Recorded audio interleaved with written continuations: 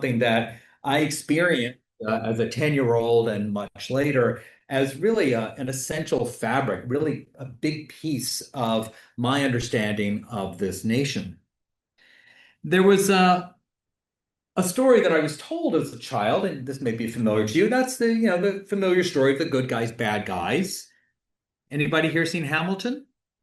Yes, you know that the story of King George III is that of a wicked tyrant who, fortunately, we were freed from thanks to the efforts of George Washington, Patrick Henry, Thomas Jefferson, which I've chosen Virginians here, who were able to extract us from this tyrant of the British Empire. But growing up, the real villain of my childhood was not King George III, who's far away on a distant island. It was Lord Dunmore, who was the last royal governor of Virginia. Now, he was an enemy when I was growing up. He was a villain because number one, he was fighting the patriots, people like George Washington. Number two, he burned my hometown of Norfolk, burned it to the ground. Uh, at least that's the story I was told. You can see the evidence was there, and you can see it now, the cannonball at St. Paul's Church. If you've been to Norfolk, you know that there's a cannonball stuck in the wall that says fired by Lord Dunmore, January 1st, 1776. Now, I was not alone in thinking this man was a villain. I mean, whoever fires in a defenseless Episcopal church has got to be a bad guy, right? But George Washington himself called Dunmore an arch traitor to the rights of humanity. Richard Henry Lee, on the floor of Congress, made fun of Dunmore as being fond of a bottle, as being a real drunk. And Abigail Adams, who's always good for a quote, isn't she? She said that Virginians had been duped by a Dunmore. So here's this guy who emerges, according to several historians, as really the first full-fledged villain in the American Revolution, who's here on the ground fighting the patriots. And I got curious a few years ago as to who this person was. I mean, yes, the cardboard cutout villain, I knew well, but then I began to dig a bit. And here's just a little background, which is helpful. He was a Highlander from the Scottish Highlands.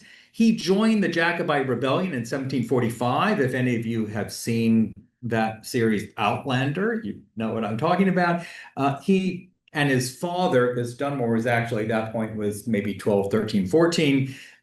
His father became part of Bonnie Prince Charlie's court. Bonnie Prince Charlie on the top left there wanted to take down King George II and replace him with the line of kings, those Charleses and James, who had been in charge of Britain in the 17th century. Now, amazingly, Bonnie Prince Charlie, who virtually had no army, marched through Scotland, gathered an army, got within 100 miles of London, nearly overthrew the king of the British Empire, but was forced to retreat. They lose at the Battle of Culloden, you may have heard of, in Scotland. And Lord Dunmore's father is convicted of treason. Lord Dunmore is too young to be tried, but he lives under this cloud for the rest of his life. But when King George III comes on the scene in the early 1760s, he decides he needs to make nice with these Scottish aristocrats who keep causing these rebellions. So he brings this young group, kind of the Gen X people of the Scottish aristocrats, into Parliament. And he makes Lord Dunmore, who by then has become officially the Earl, a member of the House of Lords. But Dunmore needs money. He's not a wealthy man compared to his compatriots, so he has to get a job. And he's able to nab a job as governor of New York. Common thing for Scottish aristocrats of the day who needed to actually have a job. They had to work for a living. And he arrives in New York in 1770, and then, to his horror, the governor of Virginia dies in 1771, and the king tells him, time to leave Manhattan, go to Virginia. And Dunmore actually fights this. He says, I don't want to go to a place with no society where there are fevers and I can't bring my family, they die. So he really puts up resistance. He doesn't want this post. But once he's there, things change. Now let's talk about Virginia at that time. As a result of my research, I really got a very different picture from the one I was raised with. I mean, we know it was the oldest, largest, and wealthiest of all of the colonies, and most populous as well. The economy was based almost entirely on tobacco, which was grown in very dispersed populations, dispersed farms throughout the state. And you can see here, this map that I show, that much of this was filled in all the way to the Piedmont. You had farms extending all the way to the Appalachian Mountains there. And of course, the desire was to move beyond. We'll get there.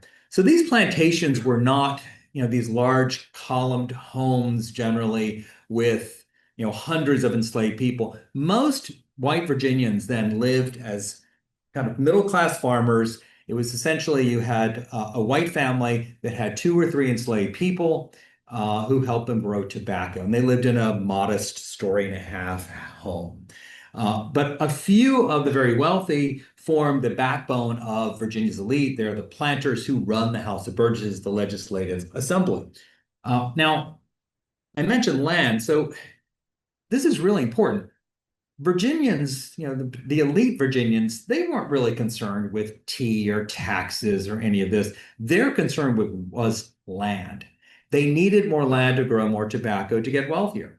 And to do that, they needed to move west into the Ohio, which of course was occupied by indigenous peoples like the Shawnees. Now, the king had said in the 1760s, I want to avoid any expensive wars between you and the Indians. So you guys stay to the east of the mountains, and my peoples, the indigenous peoples in the west, who are under my authority, will stay to the west. And that way, these two won't come together, because if y'all come together, we know there will be trouble, and there'll be an expensive war that I'll have to pay for.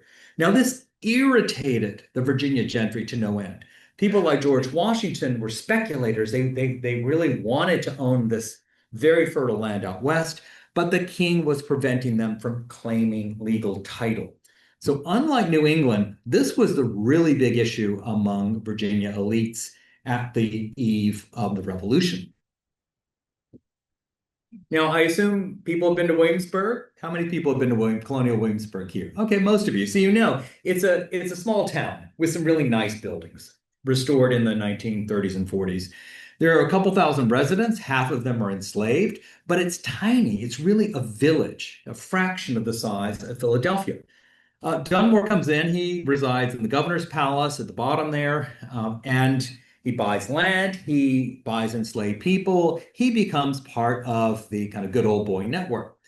And he makes friends with none other than George Washington. They become very, very close. They're constantly dining with one another, going to the theater in Williamsburg, and dreaming of finding a way to circumvent the king's rule, preventing them from owning land out west. And this is a relationship that deepens over time until finally, of course, there is a major break.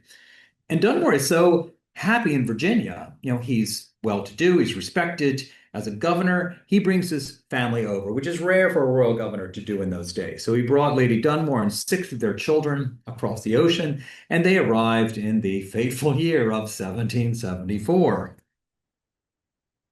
Now, the one exception to Virginia as a rural place is Norfolk. You probably all know it's got a great harbor that's been used ever since it was founded in the 17th century. It was 3 times the size of Williamsburg in 1775. It was the 8th largest city in North America. It was a boom town. Why?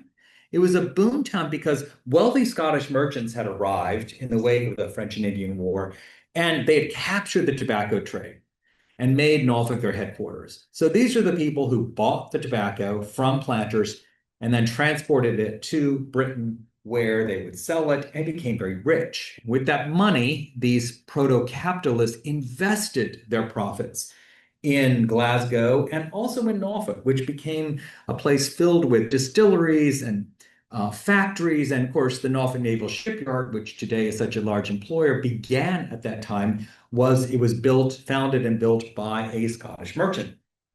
Now, these people served as bankers for the planters. They had money, whereas the planters didn't have ready cash. It was always, try to convert this tobacco into funds.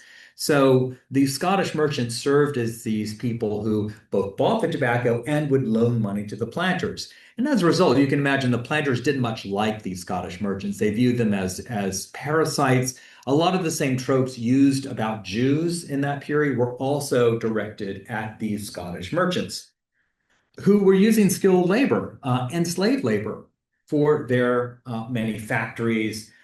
You had black pilots, you had ship crews who were largely black, you had black men who were in charge of inventories at warehouses. This is a very different kind of slavery, an urban slavery, than you had in the rest of Virginia. And as a result, it became a magnet for those people who were enslaved on some distant plantation. If you want to remake your life, if you could escape, get to Norfolk, you could maybe forge papers, no questions asked, get work on a ship, and at least have a slight measure of freedom that you could not hope for on these plantations where every move was carefully watched.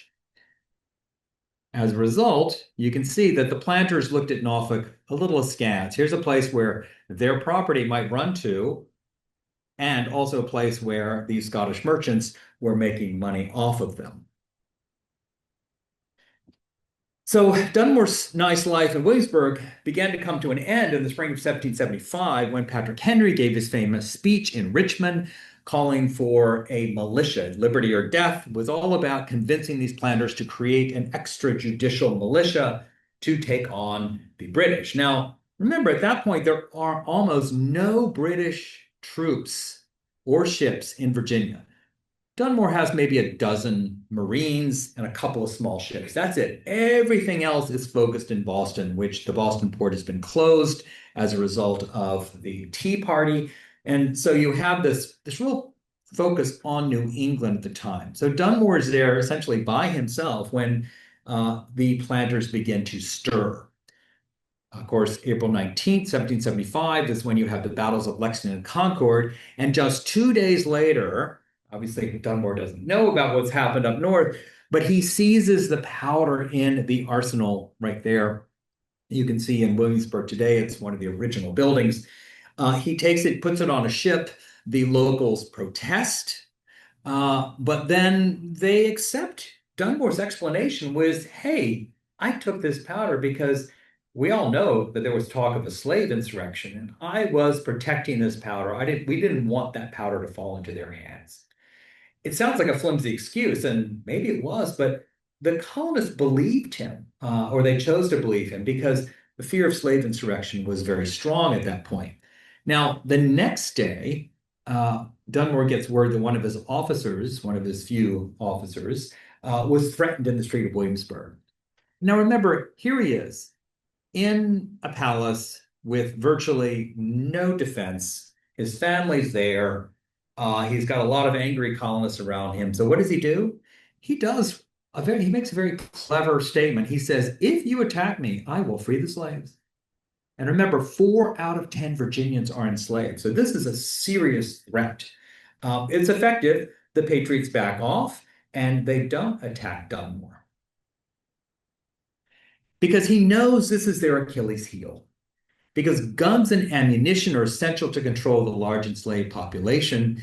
And I want to read this quote from Patrick Henry because it really is important to understand what happened in Virginia in that era. Because at that point, the planters were very interested in not fighting Britain, but forcing Britain to allow them to move west.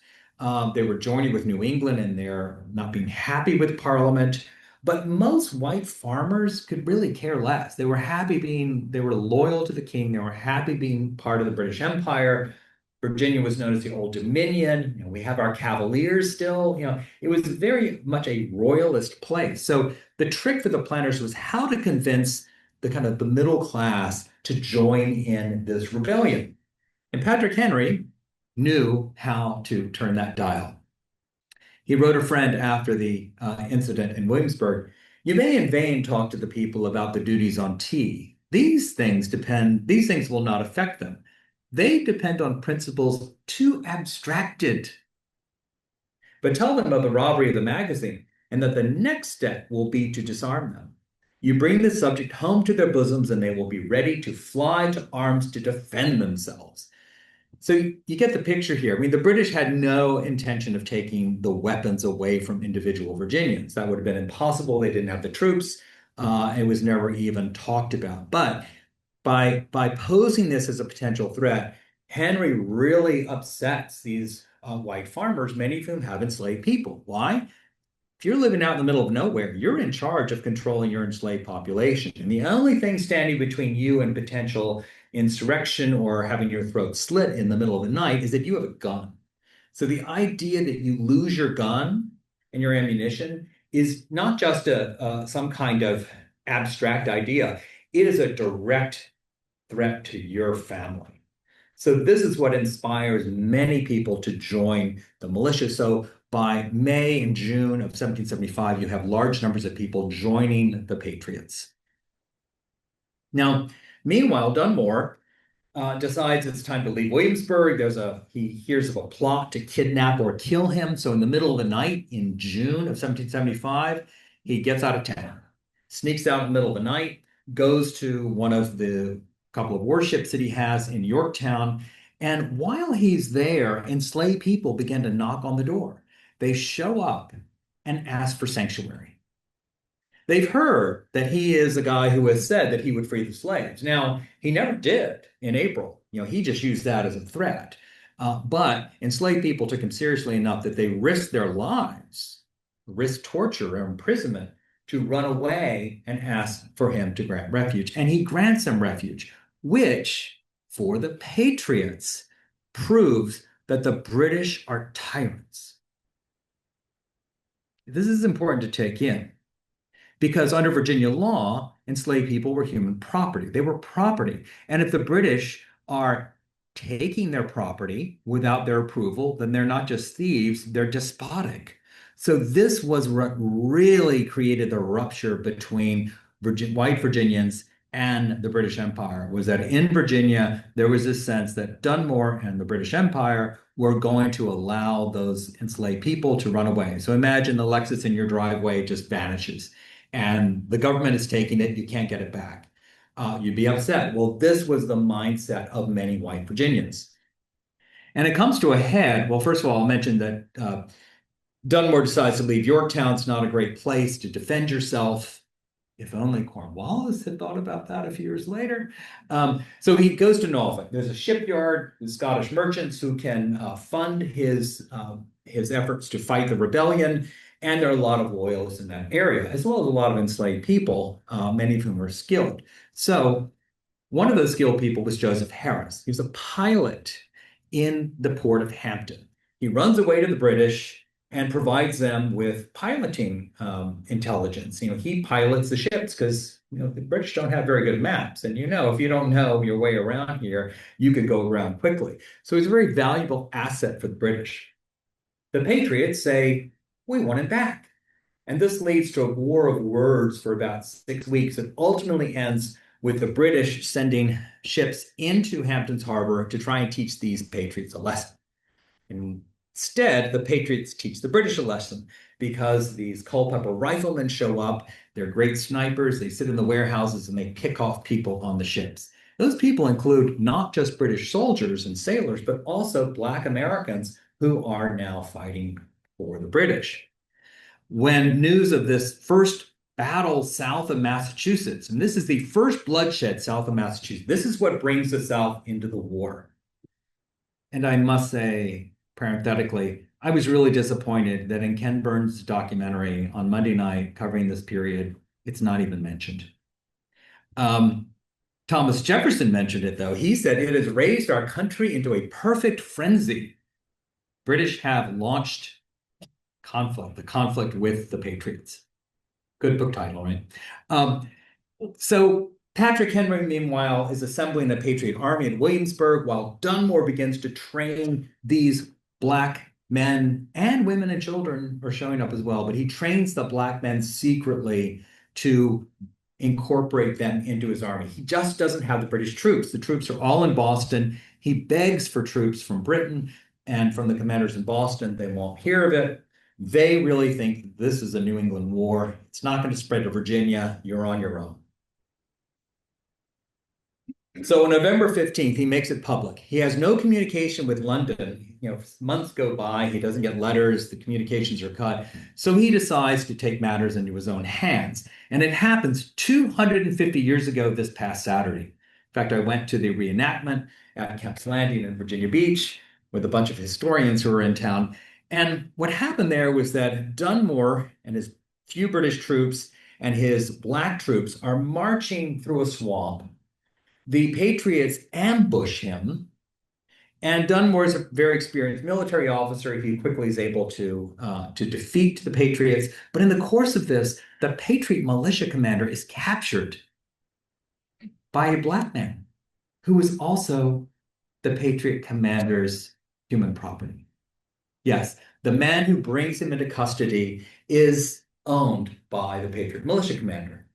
Very dramatic moment. So Lord Dunmore thinks this is the moment. So he's already written an emancipation decree. He publishes it that day. He announces it publicly that anyone who is owned by a patriot, you come to me, I will free you, give you arms, and let you fight for the king. Enslaved people come from as far away as Massachusetts when they hear news of this. It's printed in all the newspapers. This is big news throughout the colonies. And this becomes America's largest pre-war insurrection. It's enormous. There are thousands of people on the move by the end of 1775. The Patriots panic. There's a campaign against Dunmore that's designed to convince slaves that they shouldn't trust this guy. You think life is bad on your tobacco plantation here? Oh, just wait till he sells you to the sugar islands. Just wait till you're in Jamaica. So this is the kind of threat. He's a drunk. He's a sexual predator. You can't trust him. These were made out of whole cloth because Dunmore, prior to this period, was very well liked by the Virginia gentry. But now he was the enemy. He was threatening to undermine Virginia's economy as well as its social system. So they go all out. And this is the propaganda campaign that was handed down to me when I learned about Dunmore the villain. It's very effective. But George Washington understood that Dunmore was no drunk. He knew Dunmore better than any other person in North America on the Patriot side. And he said if this man was not crushed, he will become the most formidable enemy America has. So think about that. He's facing 6,000 British troops and 100 giant British warships, but he still fears that Dunmore could be a bigger enemy. Why? Well, if even 10% of the enslaved population rises up and joins the British, then the revolution is going to be crushed in its cradle. There'd be simply too many people to fight. The Continental Congress is concerned enough that they send the first U.S. Navy mission, what becomes the U.S. Navy, on a mission to destroy Dunmore's multiracial army. And by late 1775, Patrick Henry finally has the army together. He sends it off to march to Norfolk to take on the governor. Come on. Is that right? Did we miss one? There we go. Great Bridge, famously called the Bunker Hill of the South. This is a really important battle. It didn't last long, but it was a key crossing south of Norfolk. You want to march from Williamsburg to Norfolk, you got to cross this bridge that's just north of here. If you're on 464 going to Norfolk, it's off to the side there. So the British have to hold this, and you see that fort at the bottom with the A. That's Fort Murray, built by members of the Ethiopian Regiment, which is the new regiment that Lord Dunmore has created, the first black regiment in the British Army. They are staffed there at that fort, and on the other side you have the Patriots, most of whom are white. There are some free black soldiers, so you have white and black folk on both sides who are fighting this war. And the first week of the struggle actually takes place a little downstream from Great Bridge. We don't know precisely where, but this is where black troops in red coats with muskets attack. They cross the river, they attack the Patriots, who run away in terror because no one in Virginia who was white thought that these people would fight, but they do. But in the end, there's a big battle on December 9th you may have heard of. The British lose and the loyalists as well. They have to rush back to Norfolk. They all get on ships because you can't defend the place. It's just too difficult to try and prevent an army of 2,000 patriots from entering.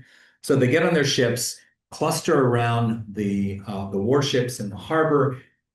Some 3,000 people, mostly civilians, cram on anything they can get, rowboats, rafts, you name it, because they know that the patriots are coming and they are not going to treat these civilians well.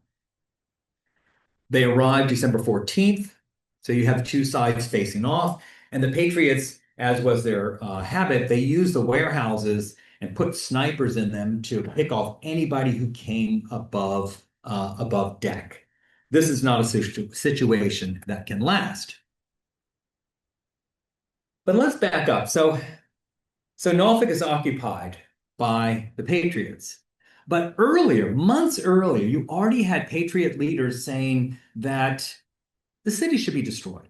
Even before the British had occupied the city, there were patriots such as Thomas Jefferson who were saying that not just that it should be destroyed, but he even says Delenda est Norfolk as reference to Delenda est Carthago, which was what a Roman senator said about Rome's ancient rival Carthage in North Africa. This city should not just be defeated, it should be annihilated. That's what this means, to annihilate a city. So Thomas Jefferson writes that it should be annihilated. Others are chiming in saying that, well, it's only filled with Tories and Negroes, as Richard Henry Lee, and others as well are saying this is our chance to destroy this city. Now, why? And clearly one reason is that, as I mentioned earlier, this is a place where these Scottish merchants live, and now you have free Black people who pose a threat to Virginia's traditional society. Now, there are rumors that the Patriots are going to do this. Everyone in Norfolk and Portsmouth is writing letters saying, oh my God, they're going to come burn us. But the Committee of Safety says, no, this is not true. From Williamsburg, you hear the Patriot leader saying, we are an army of liberation. We will respect private property, unlike the British. But meanwhile, as I detail in my book, there is a secret plan afoot to destroy the city. Okay, back to January 1st, 1776. Remember the cannonball? Well, at 3 p.m., Dunmore orders a barrage against the city. Now, he's not trying to destroy the city. He's very clear. He wants to destroy those warehouses where the snipers are hidden. So it's a barrage that's only lasts long enough for his men, both British troops and Ethiopian or Black troops, to come ashore, burn the warehouses, and then go back to the ships. His goal is simply to prevent the Patriots from taking potshots at anyone on deck. But the fires spread, and soon the entire city is in flames. 7/8 of it are destroyed by some accounts within 3 days. There's just wild looting. I mean, it's a scene of chaos. The Patriots, of course, blame Dunmore. Well, he fired the guns, didn't he? And George Washington in Cambridge is kind of relieved. He says, well, this is going to unite the whole country, because if the British are burning our cities, there is no more room for negotiation. Whose side are you on? If you live in New York or Charleston or Philadelphia, the British may be coming for you next.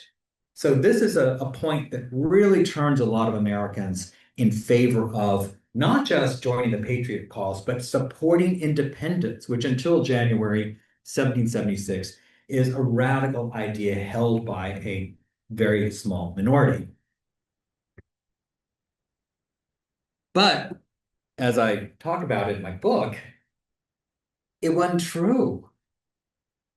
We know this because a Patriot committee that was set up to help compensate landowners the following year actually did a really bang-up job about figuring out what happened, who burned what when. They determined that 96% of Norfolk was burned by the Patriots intentionally. And there are eyewitness accounts. These are depositions taken under oath by good patriots who saw what happened, and they are shocking, and they've never been transcribed, and they've been almost completely ignored by historians. I won't go into detail. In my book, I have some of these accounts, which are riveting, some of the best eyewitness accounts of events that took place in the American Revolution. This was the sole time in American history a city was completely destroyed. And again, I have to express my parenthetical disappointment that Ken Burns doesn't even mention it. Um, the results were very important for both Virginia and for this part of North Carolina. Virginia became an economic backwater for decades. And Chief Justice John Marshall said it was one of those ill-judged measures of which the consequences are felt long after the motives are forgotten. And he knew because he was a young soldier when Norfolk was burned. He was there. He saw what happened, and he realized that it was a stupid thing to do, to destroy your own city. Um, in fact, this is an image that was painted by the man who went on to finish the U.S. Capitol. That was done 20 years after Norfolk was burned. So you can see the devastation remained for a long time. But this report, and I use the term classified, that's not quite right, but the report was hidden. It vanished. We don't know. Somebody misfiled it, but for 60 years, no one saw it. And then finally, for reasons that are unclear, it was published. But by then, the story that Dunmore was an arsonist and the British were wicked for burning a defenseless city was set in stone, literally. Now, Dunmore did not just sail away when Norfolk was burned. In fact, he remained. You have 100 ships, some 3,000 people, and you have enslaved people who continue to arrive despite the fact that disease and hunger takes its toll. This is a major threat to Virginia's patriots. In fact, Dunmore is hoping that by the spring of 1776, he'll be able to launch an offensive, bringing in Indians that he's allied with in the West, with these black soldiers he has in the East, and crush the patriot movement and put him back in the palace in Williamsburg. Now, it might sound outrageous, but he actually had a very good shot at this because the Virginia Patriots were surprisingly ineffective in their opposition to Dunmore in the subsequent months. And there were even peace efforts. They even had peace talks where Dunmore met with members of the Patriot movement to talk about a ceasefire. But the talks fell apart. Why?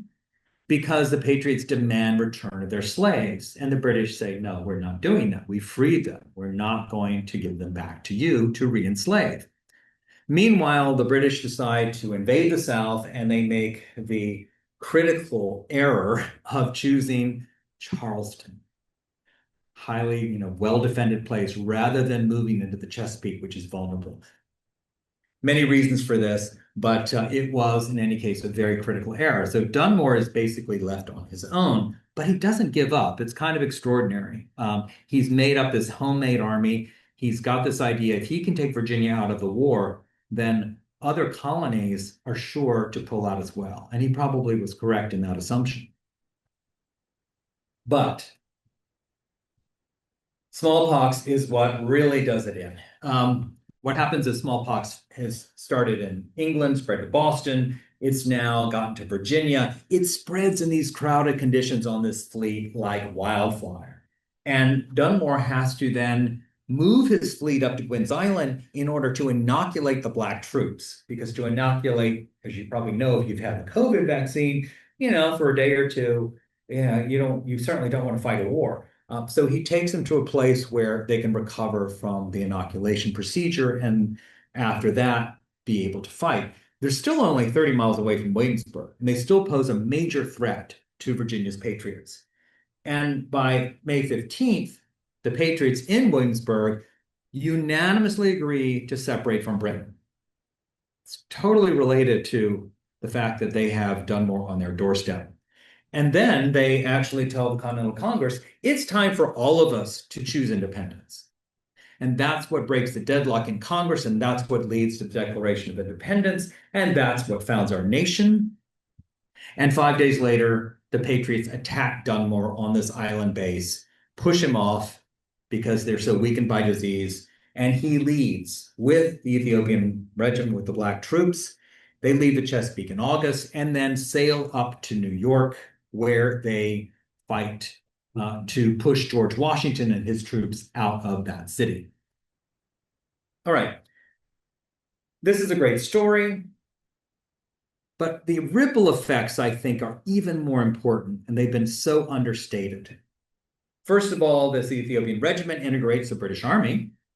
Second of all, George Washington wants Black people out of the army when he arrives in Cambridge in 1775. But within days of hearing of Dunmore's proclamation, he changes his mind. And by the end of the Revolution, the Continental Army is the most integrated force in American history until the Korean War. Washington realizes he needs these guys to win.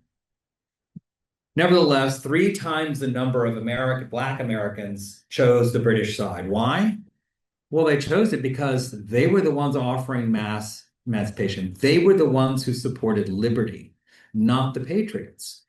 So this made it a no-brainer if you were enslaved that you want to go with the people who are offering you a shot at freedom. Dunmore actually comes back in 1781, tries to create a Black army to march to Virginia. It falls apart. Cornwallis is lost. The war is over. And by the end of that war, 10,000 Black Americans have to flee this country so they won't be re-enslaved by the American patriots.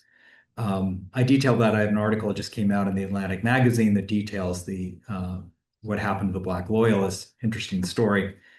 But ultimately, this proclamation that Dunmore put out, what it did was it gave Abraham Lincoln, 90 years later, the legal cover he needed to publish his own more famous proclamation. Lincoln argued, well, others have done it, like these British leaders, it's okay for me to do it. And that way he was able to be assured that the Supreme Court or Northern congressmen wouldn't dispute this decree. So, want to get to questions. And, we're 250 years old. When I was 10, the story of good guys, bad guys was completely appropriate. It's a fine story to tell when you're talking about a child, but we're actually an old nation now, really, compared to most in the world. 250 is not nothing. And I think it's time to look beyond New England as the place where the war started. I think that if we want to understand the conflicts that are in the headlines around immigration, around race, around guns, that we really can look back at our origins. And if you want to solve a problem, my idea is you always go back to the source. And this was in so many ways the source. What happened in this area 250 years ago helped shape some of the hot button issues that we face today. I think it goes without saying that we certainly should be celebrating people on both sides who were fighting for liberty.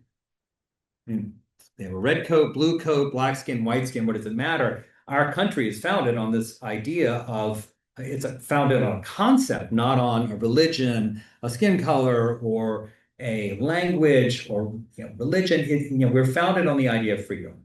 And there were people in this struggle who were giving their all and dying for freedom. So I think it's a great opportunity now for us to reaffirm this idea that Thomas Jefferson put before us, that liberty and equality could be really the central tenets of our nation. So thank you.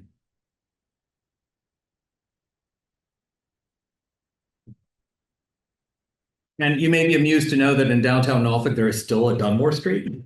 The city planner somehow missed that. So thanks for listening, and I really would like to engage with some questions. So please raise your hands and ask me what you want to know. Yes, ma'am. Right. 6 kids and a wife. What happened during all this skirmish? Right. So the question is, what happened to Dunmore's family? Well, they didn't stay long. In 1775, when they left Williamsburg, they hung out at Yorktown, and Lord Dunmore said, Lady Dunmore, you got to go home. You got to take the kids. It's too dangerous. But there's a great letter from James Parker, the Scottish merchant, who gathered all the gossip. And he said, well, what I hear is that Lord Dunmore and Lady Dunmore really went at it because he wants her to leave and she's refusing. And he apparently really had to be quite forceful in making sure she got on that ship to go home. She also may have had other reasons not to want to get on a ship. She was still nursing, she was pregnant, and she had 6 kids. I mean, imagine.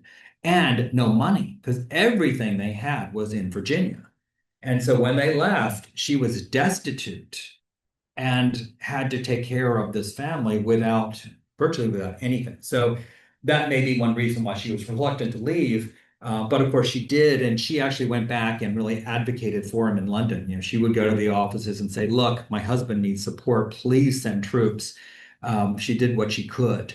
So he really wanted her there. She was a very well-read and very well-connected person who was highly respected by both the Virginians as well as by those in London. So I think he also wanted to have her as an advocate when he couldn't really send letters on a frequent basis. Yes, in the back. What happened to Dunmore after the war? What an interesting life. I mean, you think this was an interesting life? So he, as I mentioned, he really pushed to encourage the British government to free enslaved people. He saw that as the key to winning the revolution. So throughout the revolution, he's at home telling the king, telling the parliamentarians, this is what we have to do. But they really are reluctant to do it because so many British leaders, of course, were making their money off of enslaved people, mostly in the Caribbean. So they didn't want to rock the boat too much. Nevertheless, it is interesting that King George III did not repudiate Dunmore's proclamation like many patriots hoped he would. The king probably figured, well, let's see how this goes. So Dunmore fails in this attempt to really, push this idea. It's too radical for many of particularly the English. Remember that Dunmore grew up in the Scottish Highlands, and he grew up at a time when his culture was repressed and suppressed by the English who were angry at the Jacobite rebellion. So I think Dunmore felt a level of what's the word? I mean, he knew what it was like to be the underdog, to be at the bottom of the heap. So I think he related to Black Americans in a different way than many of the English, and he was able to see their value in a way that most whites at that time could not. Anyway, he goes back to England. He eventually gets a job as governor of the Bahamas, which turns out to be not a great job because a lot of American loyalists brought their slaves and went to the Bahamas. So he finds himself at odds with these American loyalists, many of whom have illegally taken enslaved people who actually had been freed to work their plantations. And Dunmore tries to help them. He sets up a court. It's not very successful, but he does irritate these American planters. Then, however, he's called back to London by the king. Because guess what? His daughter has made a fatal error of not just falling in love with King George III's son, but marrying him secretly and having a child without the king's approval, which is illegal under British law. So the king repudiates the marriage. Dunmore is furious. He goes to the king. This is a great moment. He gets an audience with the head of the British Empire. He walks in, he says, "Sire, you must admit that this child is our grandchild. This is our grandchild because it was, his daughter and King George III's son." And the king is having none of it. He said, "Bastard, he's a bastard." And you kind of love Dunmore. He's like, "Oh, really? Like your children, sire?" Not a good career move. So Dunmore, the king is said to have turned red as a poppycock and slammed the door. And that was the end of Dunmore's social life, essentially. He was exiled. He and his entire family were socially exiled. They end up spending the rest of their days on a small kind of cheap resort on the English coast, and nobody will have anything to do with them because they're socially radioactive. So it's very kind of a tragic and dramatic end to a very dramatic life. Yes. You said Lord Dunmore had slaves himself. Did he renounce slavery altogether, or did he simply see it as freeing enslaved as a means to an end, i.e. battle? Right. Well, this is a good question. What did Dunmore intend? And he was a slave owner. I think it's a good question to ask Abraham Lincoln too. Did he free the slaves because he thought it was morally wrong or because it was politically expedient? A lot of debate over that. So Lord Dunmore did own enslaved people, which is mentioned actually in the Ken Burns documentary. Possibly 87, we don't know precisely. And in the documentary, it's interesting. The narrator says, well, Lord Dunmore owned slaves and he never freed any of them. And that's actually not true. He actually did free at least several of them. And remember that when he left Williamsburg, he had to leave almost all of his enslaved people behind. What happened to them? Obviously, Dunmore didn't have a chance to free them. The Emancipation Proclamation didn't come until 6 months later.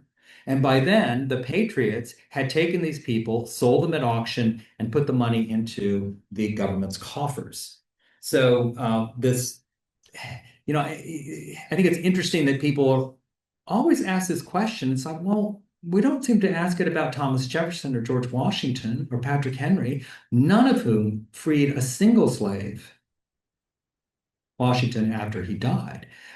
So I think this question it's an interesting one because I think it shows our discomfort with the fact that our founders who owned enslaved people did not even consider extending liberty to them, whereas Dunmore did. Now, yes, out of practical necessity, absolutely.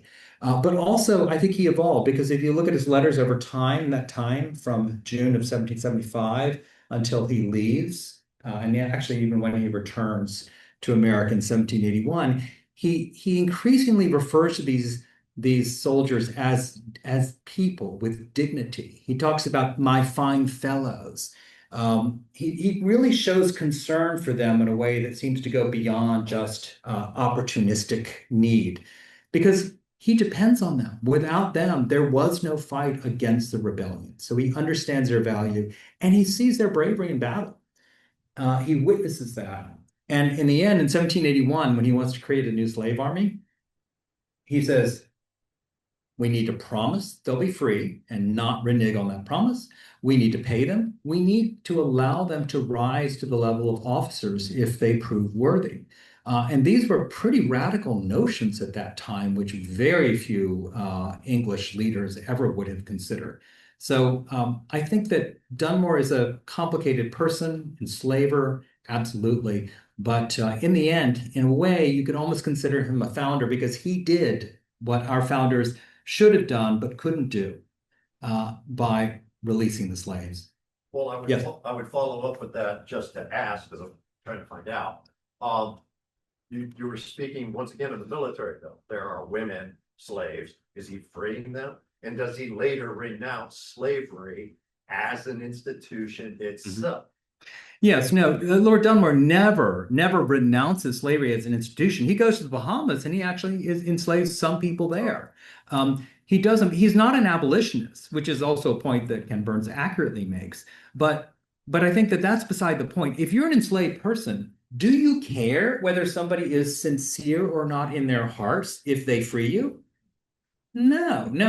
So these are things that are very, very difficult to determine what his mindset was. But it is very clear that, like Abraham Lincoln, Lord Dunmore saw an opportunity in freeing the slaves, and it was a tit for tat. I'll give you freedom if you help me out. And it was a very typical kind of arrangement you get in these kinds of situations. So I think we don't need Dunmore to be an abolitionist. He wasn't. He was a military guy, but he also understood what it meant to be a good soldier. And he was able to see in a way that some of these abolitionists did not, that these were not just humans, but these people were motivated to be free and that they would fight very hard. And in many cases, they took greater risks than patriots. Simply stepping off your plantation was a risk. You risked death or torture. That was not true for patriots who left their fields. So I think that there's an extra level of intensity required for enslaved people to take the risks that they did. Yes. Dunmore's proclamation, he stated that slave people are patriots. It's slaves that belong to loyalists. If they came to the army, if they left, would they return back to their owners? Yeah, that's a great question. That Dunmore's proclamations I mentioned said that if you were owned by a patriot, so it was a conditional proclamation.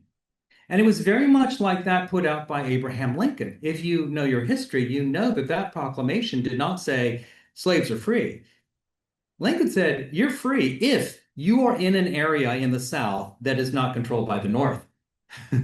What kind of freedom is that? So again, we're talking about politicians who were working in a political environment where Dunmore needs the help of Black troops, like Lincoln, but he also has to worry about the effect it will have on the white population.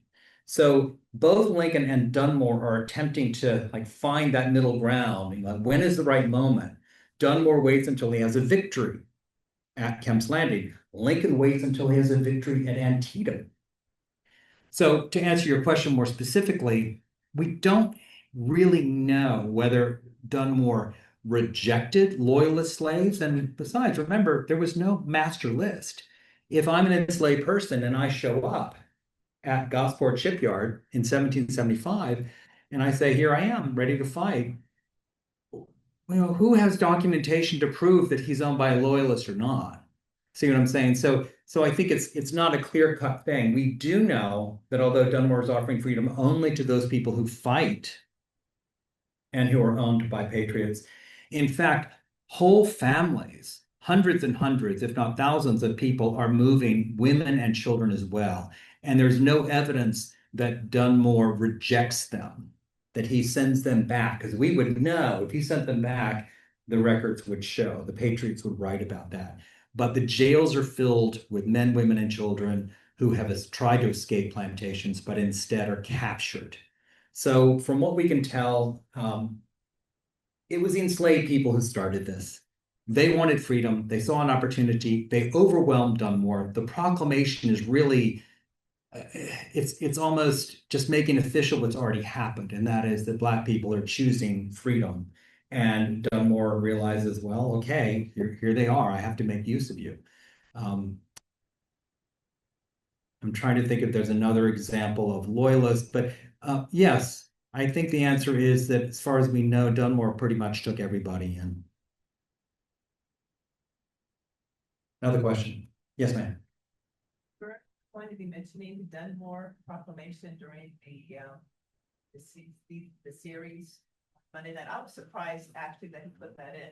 Yeah, question is about, did I know if Ken Burns was going to mention Lord Dunmore in the proclamation? And yes, I did, because I spoke with Alan Taylor and Karen Wolfe, who were interviewed by Burns at length. And I asked them a couple months ago at a conference, we were on a panel, and I said, so how does he do? And they said, well, it's pretty good. So they were a little cagey. So I think he had to mention the proclamation because that is now so widely considered a critical moment in the South joining the revolution. You really can't talk about that at any length without bringing in the proclamation, which was not the case 20 years ago. I never knew about it growing up. But now it's widely understood by historians of all stripes that it was critical. But like I said, I was disappointed that the larger story of the burning of Norfolk was ignored, and that a lot of the omissions I noticed in the second episode seemed to always favor the Patriots and make the British look more wicked.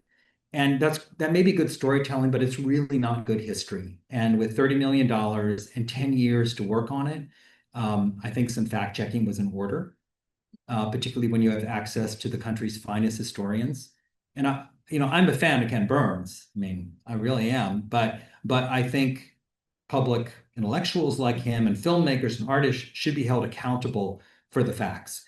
And a lot of those were maybe small, but he got them wrong. But it will have a huge impact on how people view the American Revolution. So I would like to, see a wider debate about some of the points that he raises that are not accurate. I was surprised to hear that about Gwen Island. I had never heard that before. Yes, and let me mention that. So Gwynn's Island, and I'll get to you the last question in the back. Gwynn's Island is where Dunmore took his troops in May of 1776. And So Ken Burns has a very moving quote from a Patriot soldier who arrives on Gwynn's Island after the British and Loyalists have been forced to depart. And it's it's like he's walking into a concentration camp. He sees all of these bodies unburied, lined up for miles. And, I've never seen anything so horrible in my life. And it was just awful. And, very vivid description of what looks like, beyond cruelty.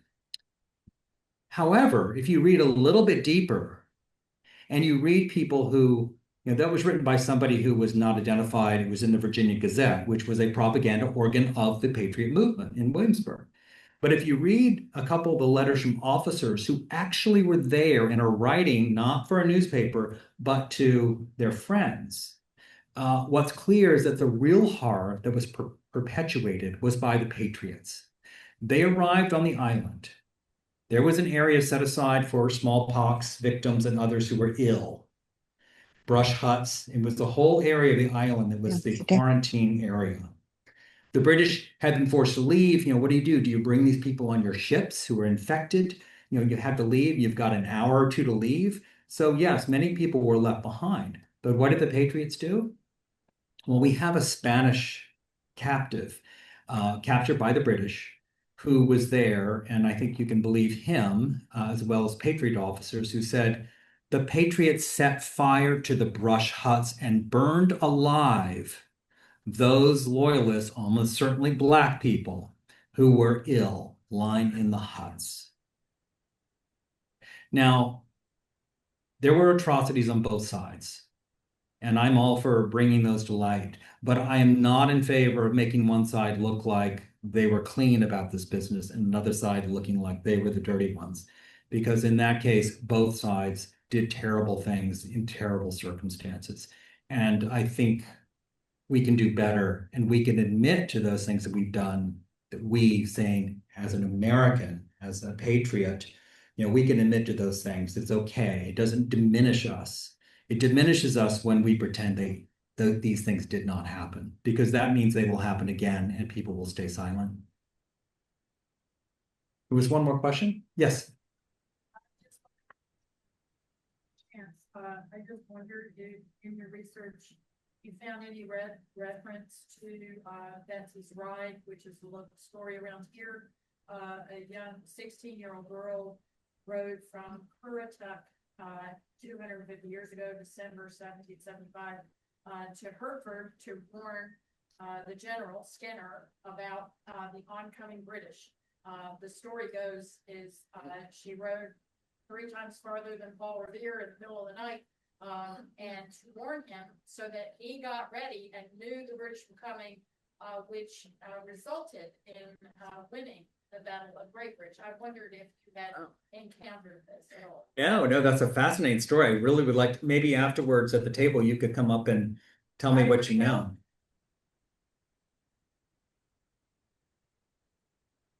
Celebrations around here in honor of that, but that's kind of all I know, and I just wondered if you had heard about it.